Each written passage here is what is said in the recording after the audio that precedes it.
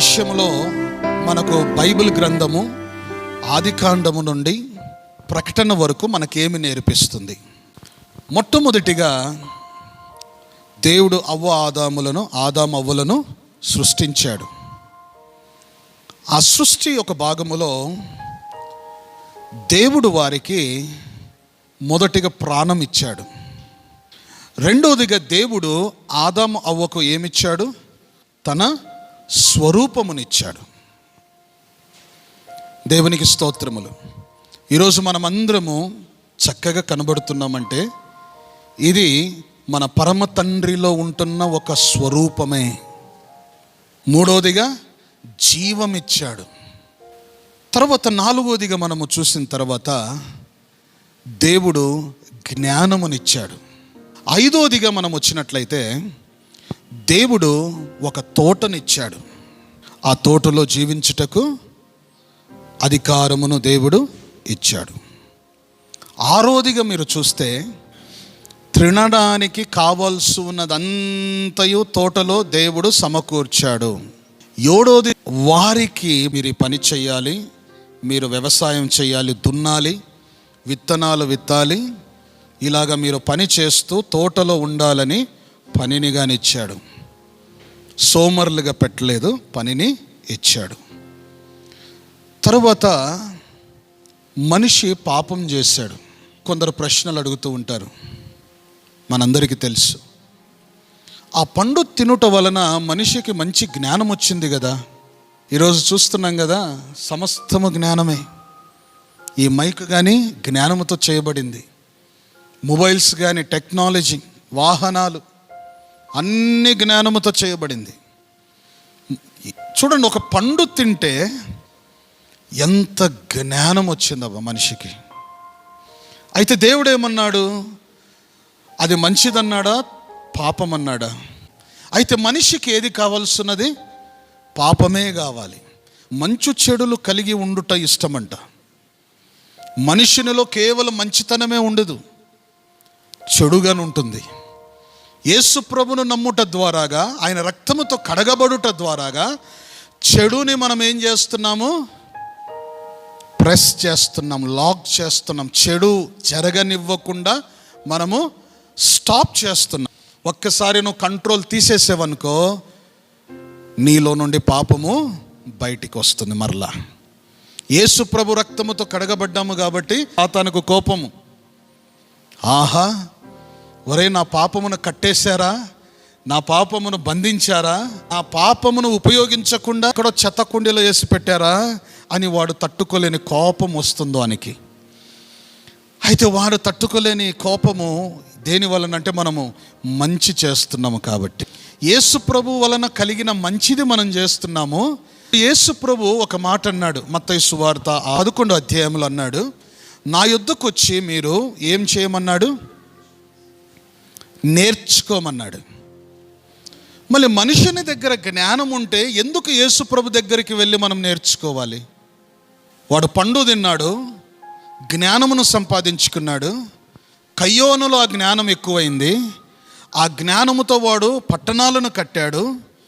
జ్ఞానముతో వాడు ఎన్నెన్నో ఊర్లను కట్టాడు, గృహాలను కట్టాడు. అలాగా మనిషి వరిదిల్లుతూ నేటికి వచ్చేసరికి ఒక న్యూ టెక్నాలజీ. ఇదే ఒక 200 సంవత్సరాలు దాటిపోతే అసలు ఇంకా ఆ టెక్నాలజీ ఎలాగుంటుందో మనకు తెలియదు. మనిషి జ్ఞానము తక్కువ కావటం లేదు, మనిషి జ్ఞానము ఎక్కుతూనే ఉంది.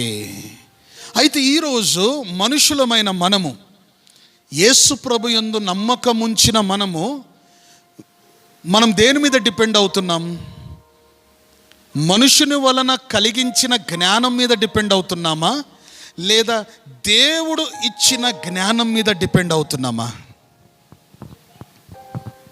చాలామంది అడుగుతారు, మంచిదే కదా జ్ఞానం వచ్చింది పండు తినుట ద్వారా, పాపంగా అని తెచ్చుకున్నాడులే కానీ అయితే జ్ఞానం వచ్చుట వలన ఎంతో డెవలప్మెంట్ జరిగింది.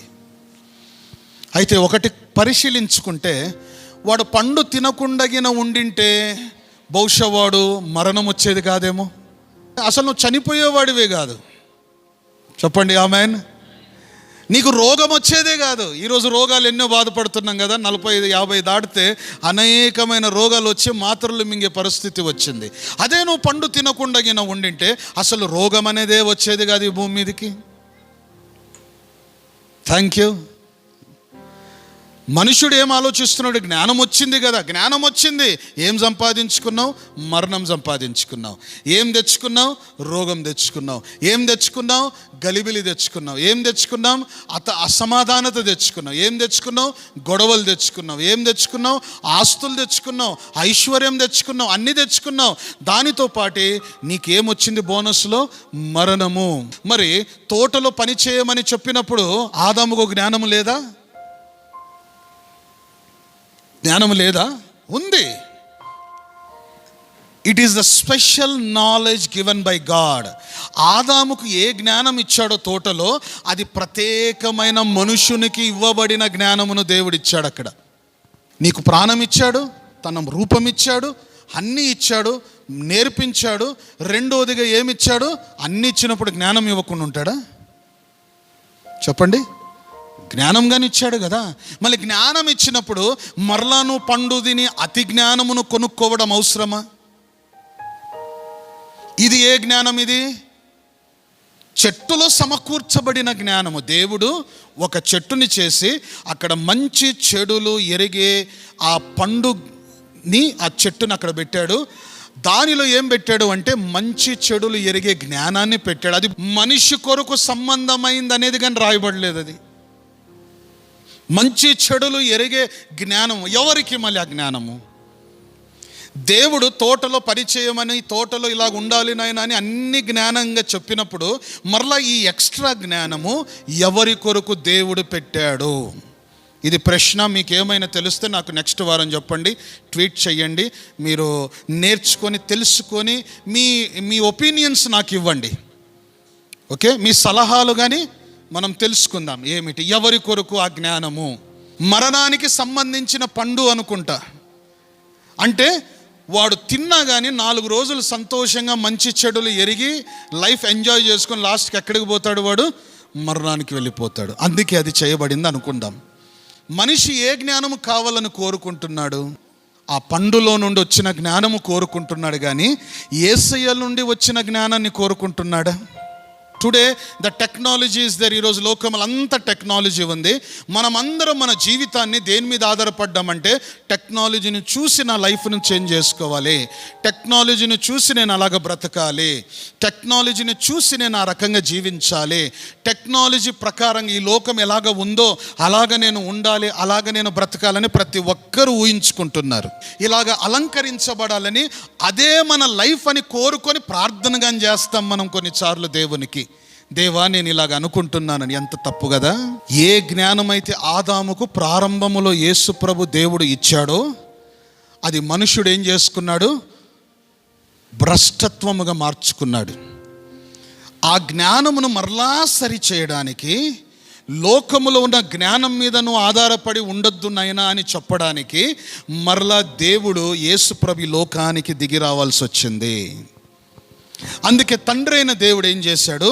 తన ప్రియ కుమారుడిని లోకానికి ఇచ్చాడు. మొదటి అంటే యోహాను సువార్త 3:16లో తన ఏకైక కుమారుడును, అద్వితీయ కుమారుడు, ప్రియమైన కుమారుడిని లోకము కొరకు ఇచ్చాడు.